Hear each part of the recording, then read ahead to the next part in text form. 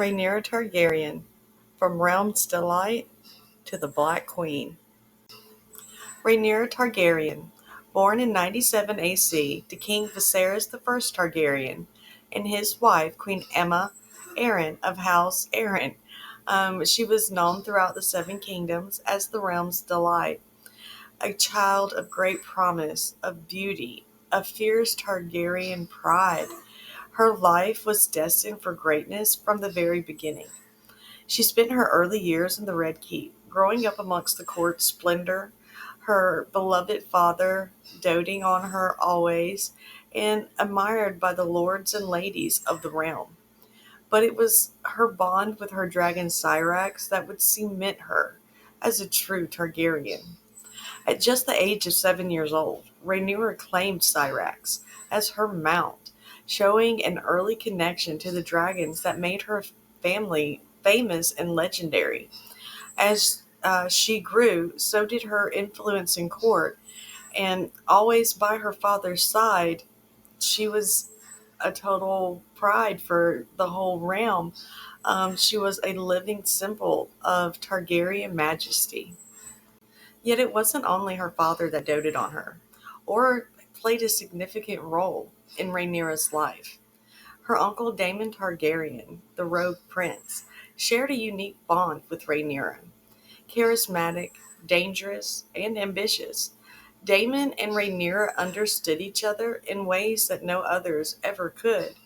Viserys once said that they both share the blood of the dragon, and it was very much a reminder of Ned Stark saying that Lyanna and Brandon had the blood of the wolf, which made them a little bit more reckless, a little bit more dangerous, a little bit more willing to put themselves in hairy situations that could potentially cause their deaths. And in Lyanna and Brandon's case, it did. And Rhaenyra and Daemon, they both put themselves out there just as much. So as the years passed, the whispers only grew, the rumors only intensified. Everywhere that Rhaenyra went, if she was around Daemon, the whispers flew. Everyone made assumptions on what was really going on with the Realm's Delight and the Rogue Prince. But according to the show, Daemon wasn't really that bad. He was bad, but it wasn't like the rumors led people to believe. Um, they had a bond. They cared for each other. They understood each other. And Daemon, again, like Viserys, played a key figure in Rhaenyra's life and helped develop her into the woman that she would become. In the year 105 AC, King Viserys declared Rhaenyra as his heir. It was an unprecedented decision that sent shockwaves throughout the entire realm. A woman had never sat the Iron Throne. Many women had been passed over for their younger male relatives, from one way or another to take the Iron Throne instead of them. And so many people from the very beginning began to whisper that the lords of the realm would question this decision, that they would not stand with Rhaenyra, that they would not accept a woman as a ruler. And then to top everything off, there were the rumors about her children. Rhaenyra's young adult life, was not without controversy. She married Sir Laenor Velaryon, and bore three sons, Jacaerys, Lucerys, and Joffrey. But the court buzzed with scandalous rumors questioning the true parentage of her children. The strong resemblance to her sworn shield, Sir Harwin Strong, cast shadows over these boys' legitimacy. And despite all of these whispers, Viserys continued to support his daughter. But with every rumor, Rhaenyra's once pristine image began to be tarnished, and the Realm's Delight was slowly becoming a figure of controversy. And in the show, I can't really blame her and Laenor for how things went. And it broke my heart when Sir Harwin passed away. It was terrible. And Laenor, I didn't really like Laenor anyway. Okay, I didn't. He was a the character.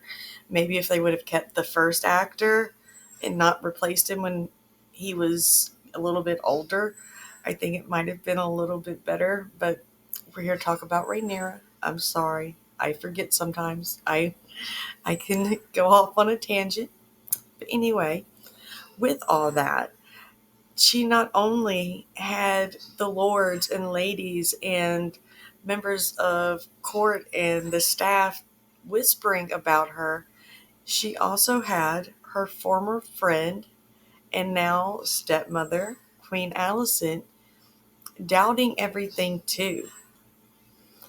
And as Alicent and King Viserys had children, male children, Aegon the Second, they call him Aegon the Elder, because Rhaenyra eventually has other children, and then Aemon, but they were the older male children of King Viserys, and women were always passed over for the even the younger male line, and so Alicent is her son was going to be king. And in the show, they portrayed it the one way.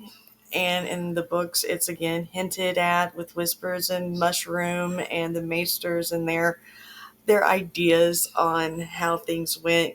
Like years and years later, you weren't even there, but I'm going to write it down. Okay, they're doing their own storytelling. So who knows how it really went? But they questioned her.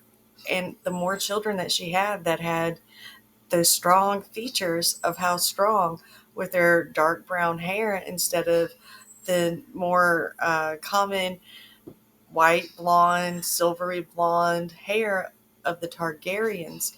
And as time went, Alicent, you know she had to know that Otto was right. In this show, Otto tells her, you better either cling to Rhaenyra and pray for mercy or prepare Aegon to rule. Because in this world that they are in, you play the Game of Thrones for keeps. There is no, half in, half out. You are either doing it or you die.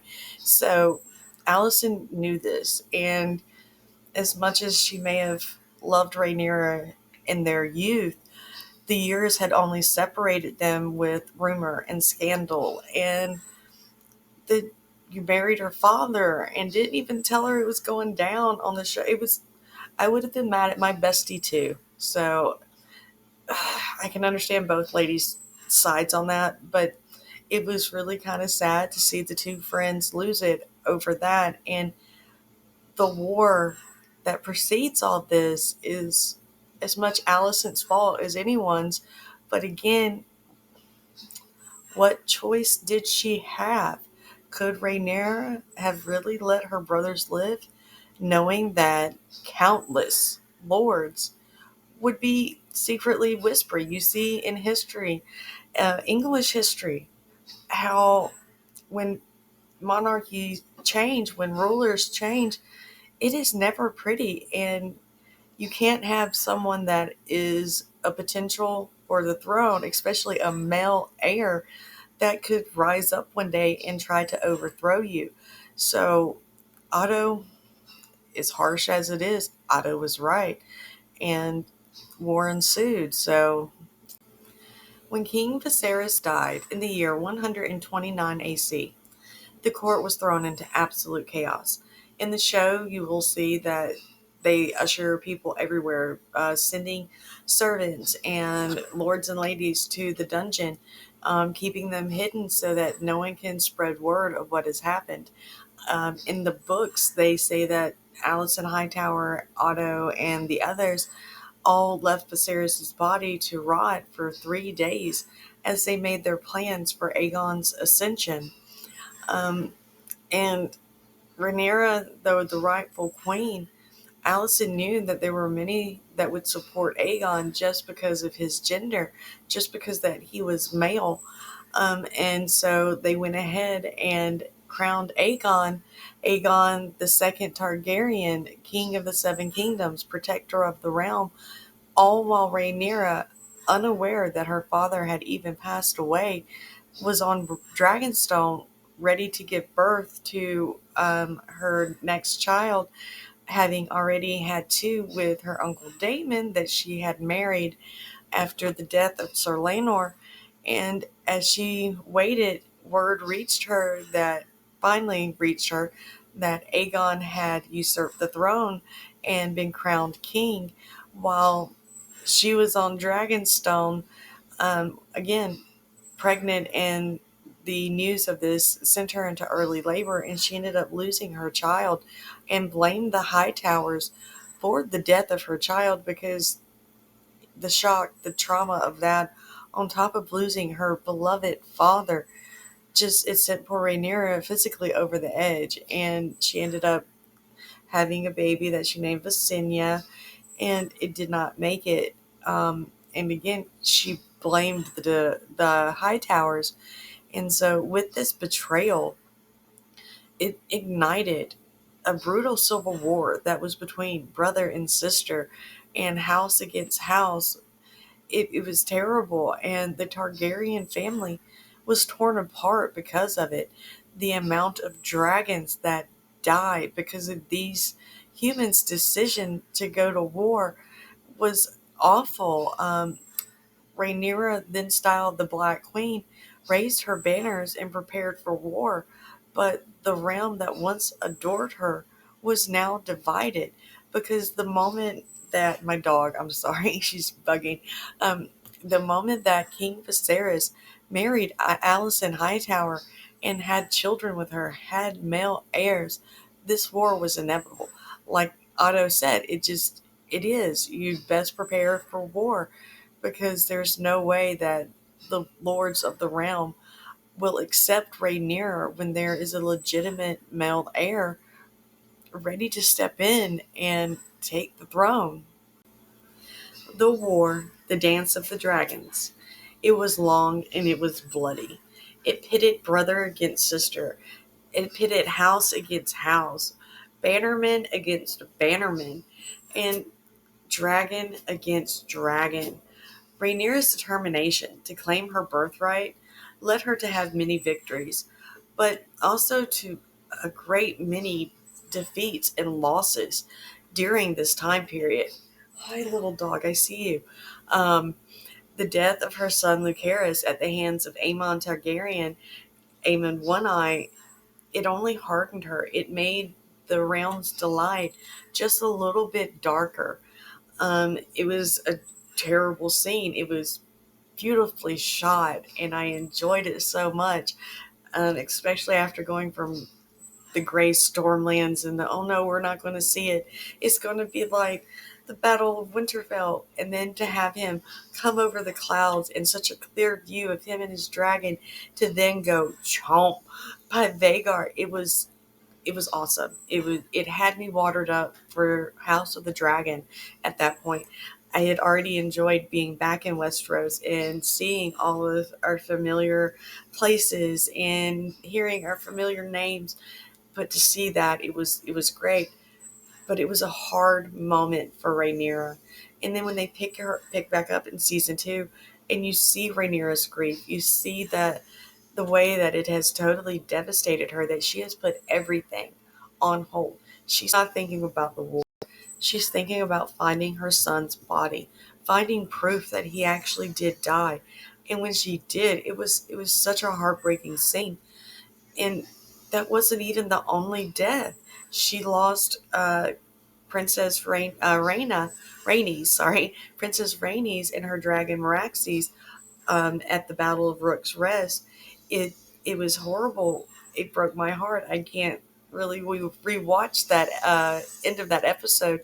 It makes me cry, and I mean, like, Oprah Winfrey just gave me a car at Christmas plus a house, and oh my God, it is ugly cry. It was so bad. It broke my heart. But not just losing a fierce, fast, ferocious dragon in Meraxes, but losing Princess Rhaenys, a great confidant, a supporter, and it was horrible. It was a bad loss for her. Rhaenys supported her when no one else did.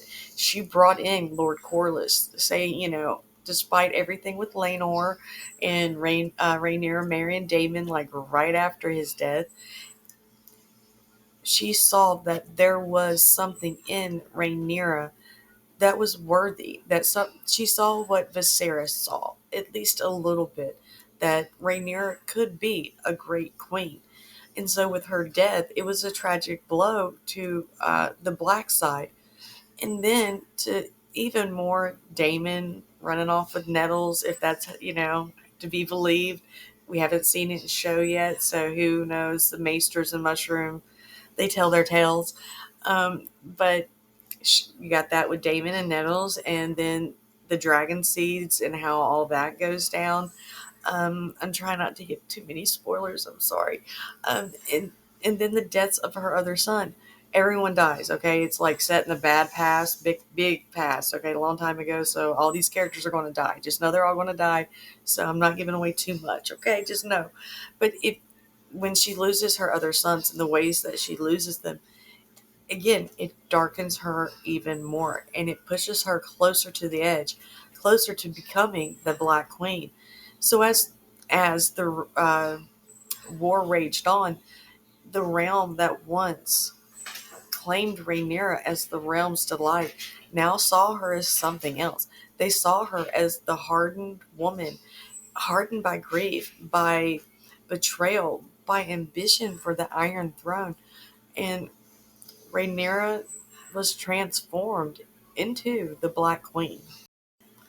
Within a year, by the year 130 AC, the war had already taken a massive toll on Rhaenyra, betrayed by those that she trusted, facing dwindling support between the lords and the small folk, losing dragons to dragon seeds that betray her, to battles between dragons in the sky, to uprising in the small folk, killing dragons themselves. It was a terrible time for Rhaenyra.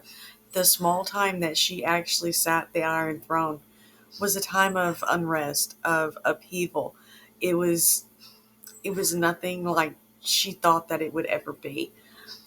So for fear of the remaining son that she had, fear for his life, fear for her own life, she fled to Dragonstone, seeking the safe haven of the ancestral seat on the island that no one would dare come near, okay?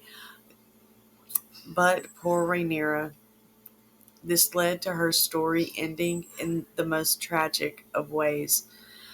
When she landed on Dragonstone, unbeknownst to her, as she made her way there, her brother Aegon II, the usurper king, had already taken up residence there with the few loyal people that he had left himself. And upon her arrival at Dragonstone, Aegon and his forces captured Rhaenyra, her small entourage, and her son, Aegon III, Aegon the Younger.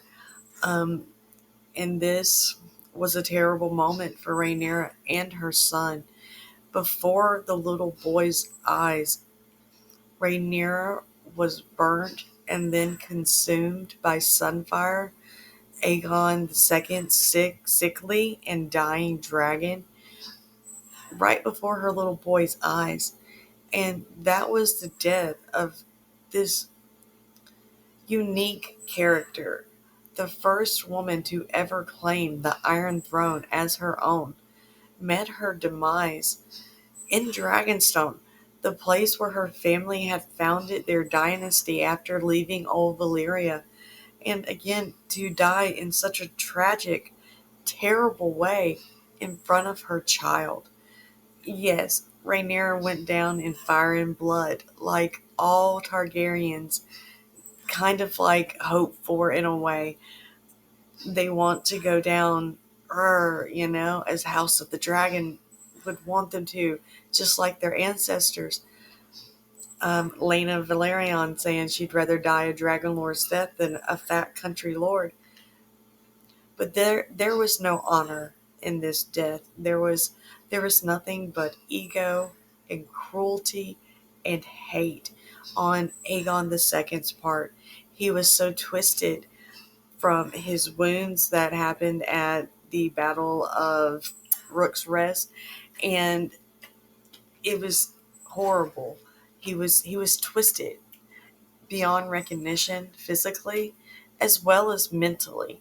And Rhaenyra met her tragic fate at his hands, at his dragon's fire, and it was an unbefitting death for Rhaenyra Targaryen, the first of her name, Queen of the Seven Kingdoms.